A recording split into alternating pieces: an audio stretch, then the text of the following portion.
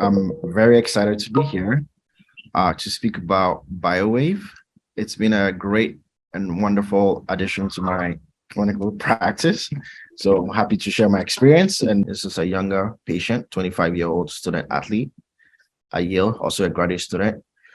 2 years ago, had sustained a head collision injury while playing ice hockey, and subsequently had developed chronic headaches as well as chronic neck pain. Importantly, he had a known history of rheumatoid arthritis as well as ankylosing spondylitis, for which he had been seeing a rheumatologist, and also for the headaches was following with neurology. He noted that VAS score was 10 out of 10 at worst. There were no alleviating factors for the pain. The chronic neck pain for the last 2 years had disrupted his schoolwork, social, family life. He had become quite anxious about the pain and he wasn't sleeping. Pain had remained refractory on opioids. He was taking some Percocet, had tried prednisone, a whole slew of medications. Imitrex was being prescribed for the headaches, and then he was on Plaquenil for the rheumatoid as well as ankylosing spondylitis.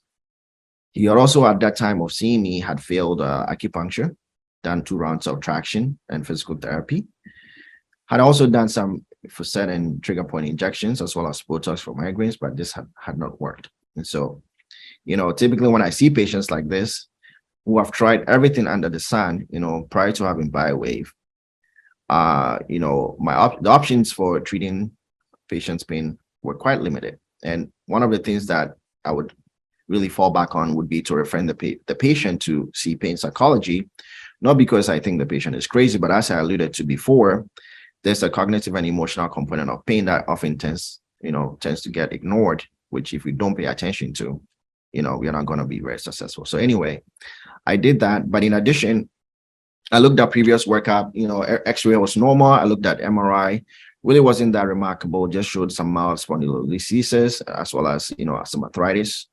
And so because this patient was active and it was during the hockey season, I recommended a combination of a static and dynamic protocol for about 4 weeks. So he did a trial of that and then followed up with me several weeks later, 2 months later. He actually had successfully managed to get rid of the Percocet. He no longer needed the Percocets. So the BioWave was a very good adjunct to his treatment.